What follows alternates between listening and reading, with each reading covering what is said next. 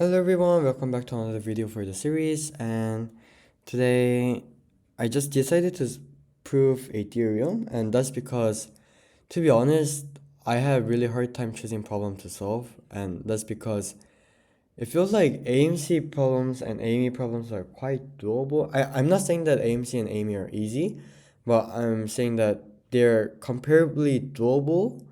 I mean, they're doable comparably compared to USAMO, APMO, or other TST problems.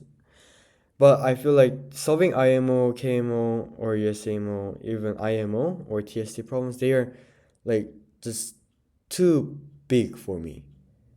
But like AMC, AME, they're quite doable. So like I'm debating which one should I do. So yes. And while I was struggling to find a problem, I decided to prove a theorem. It's called Brianchon's theorem. Usually in South Korea, students who prepare for IMO, they usually prove this in like usually second grade of elementary school. But that was not the case for me. I was not able to prove Brianchon's theorem at like when I was in elementary school, and I didn't even know what this thing was when I was in elementary school. So that is one big barrier that I'm feeling. Like I really cannot beat those who prepared from really early age. And but I mean, like the thing is, I with God's grace, I really luckily um passed or was qualified for KMO Stage II, and that's where I'm feeling my limitations right now.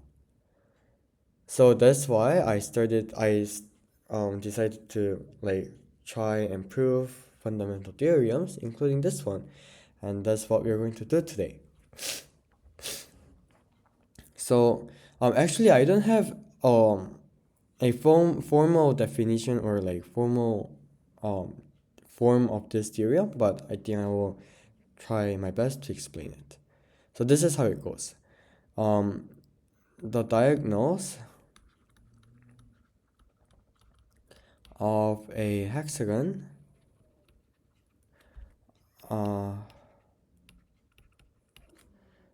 that inscribes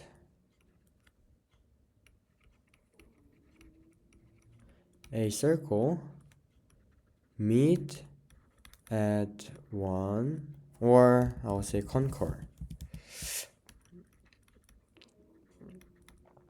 Okay, so visually this means let there be a hexagon, 1, 2, 3, 4. We have 1, 2. Wait, let me try that again. We have 1, 2, 1, 2, 3, 4, 5, and lastly 6. Now the diagonals, this one, this one,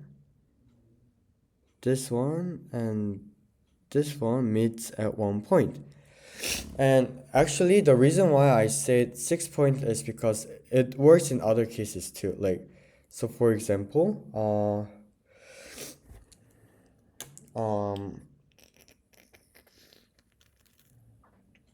I cannot think of a great example right now, but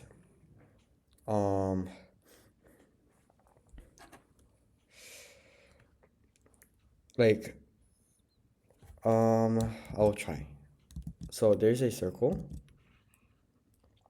1, 2. It was like really strange. Like 1, 3, 4. No, like, but I mean, you get the point. Like, I'm just saying that it works for other cases too.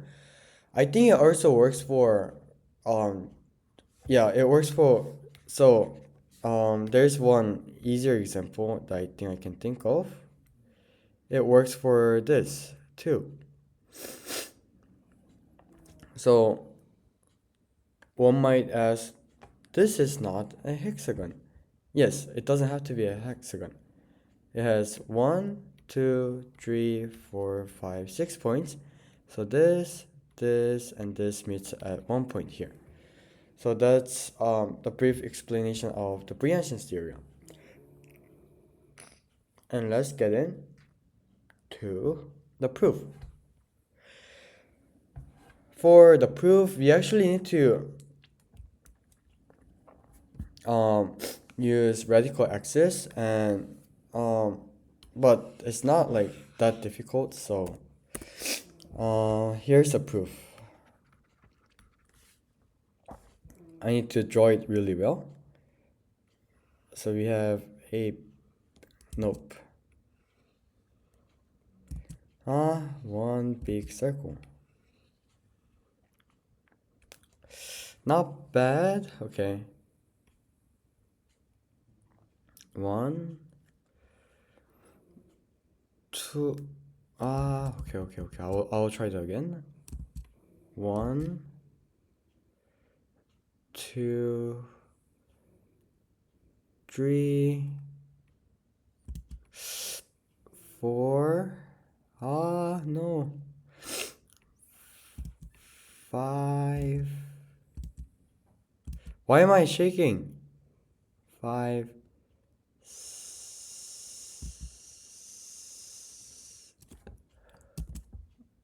Almost there. Yay, 6. So let me label them.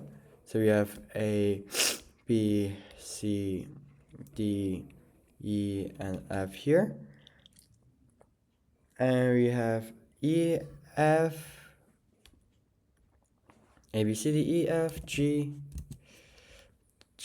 H, I, J, K, L. And then we're going to draw a fidget spinner. So what I mean by fidget spinner is okay. I think I can do it. Nope.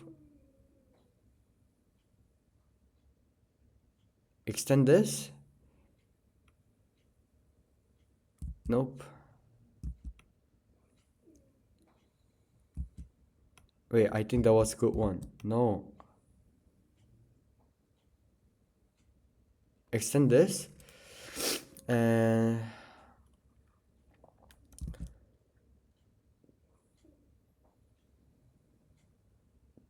this one. I don't think. Okay. Like, oops. Like this. And as you could have guessed, it is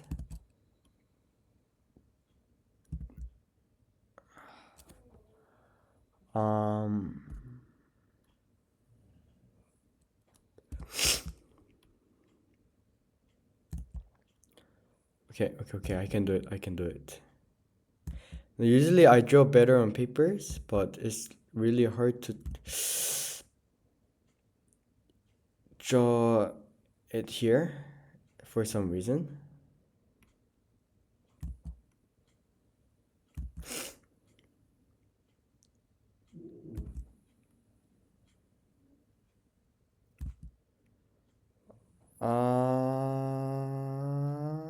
Okay.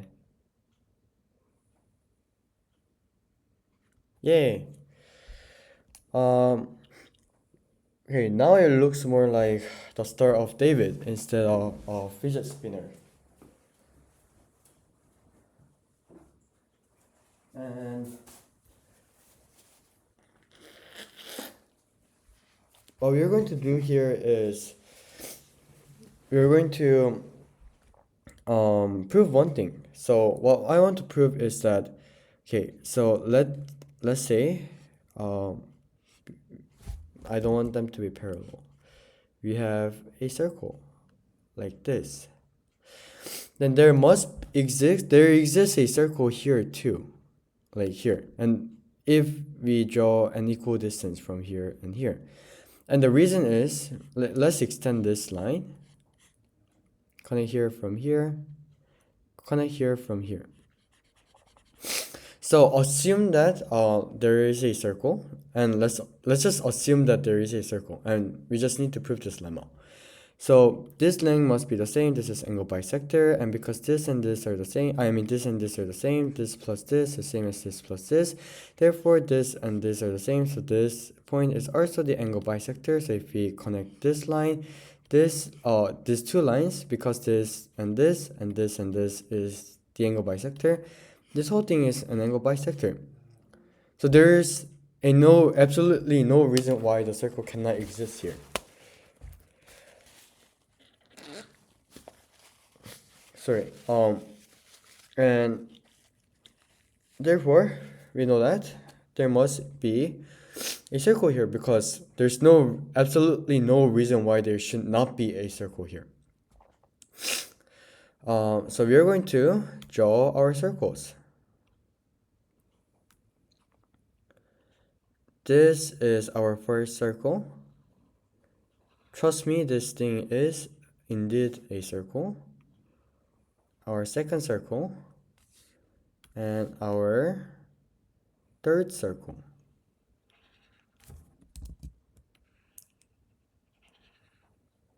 Okay, let's name this circle omega 1, this one omega 2, and this one omega sub 3. And we are going to label where's B? A, B, C, D, E, F, G, H, I, A, B, C, D, E, F, G, A, B, C, D, E, F, G, H, I, J, K, L, M, N, O, P, Q, R, S, T, U, V. I don't think we need more from here. A, B, C, D, F, yes. And here, let's try something. Okay. First thing first. Okay. So here, we need to notice a few things here. And before that, I will erase a few things that's here. And I'm going to move this whole thing, move this entire thing to our left side. So this thing moves to here. Okay, so what I want to say is, okay, we know that here to here, the length is D. They're the same length, and we drew them in a way that we have same length, like this. So these are omega sub 1, omega sub 2, omega sub 3 are not random circles. Then they're not just random circles, but are equidistant from the tangent lines. That doesn't quite make sense, but just looking at the graph, I think this visually explains it. And then, okay, we know that. I'm sorry, I caught a cold and I cannot continue. Oh, okay. We know that. Let's look at the red one. So we know that GR is equal to, so here to here is equal to here, DQ. By definition. Oh, what am I saying? Not D. Is this J? JQ. We know that this thing is true. Let's try, instead of JQ, let's try GR and LM. And because these two are tangent lines, AL and AG must be the same, because just imagine drawing imaginary here, right angles, congruent triangles. So AL L equals AG. So what I want to say here is that RA, therefore, RA equals RM. Therefore,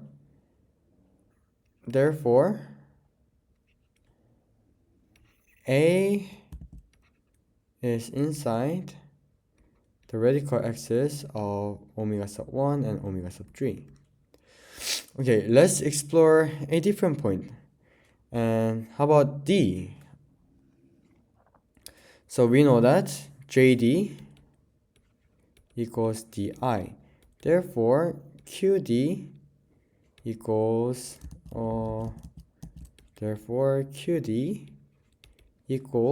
DW. This is the same as D is this one. Therefore, AD is radical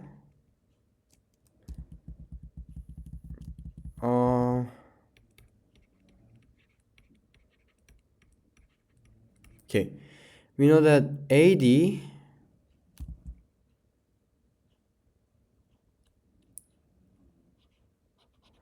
is the radical axis of these two circles. And you know what? Actually, I was planning to do all three cases, but I just want to do this. That's because, these circles are not that special. They're not special at all. So we know that AD is red, or I will write it the other way. Red, omega sub 1 comma omega sub 2 is it will obviously be EB. Radical axis of omega sub 2 and omega sub 3 would be omega sub 2 and omega sub 3 would be this one, FL. And radical axis of omega sub 3 and omega sub 1 is what we proved here, which is AD. Okay. Now here, we know these three things.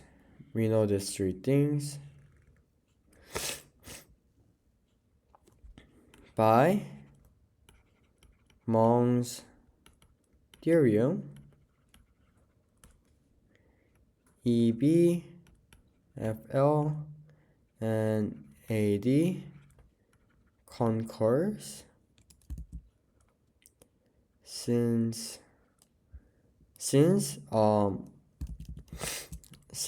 EB, FL, AD, they are the radical axis of three distinct pairs of three distinct circles, and that could be explained through Mong's theorem. And therefore, they concur at a point here, and that's a proof of the theorem. So, actually, when I was studying this recently, it felt hard, but now that I tried explaining it, it was actually quite not self-explanatory, but quite understandable. So I think the few takeaways from this problem is learning to use radical axis and Mong's theorem. And I think this method is really clever. Yes, I hope I can, and we all can use this theorem when applicable.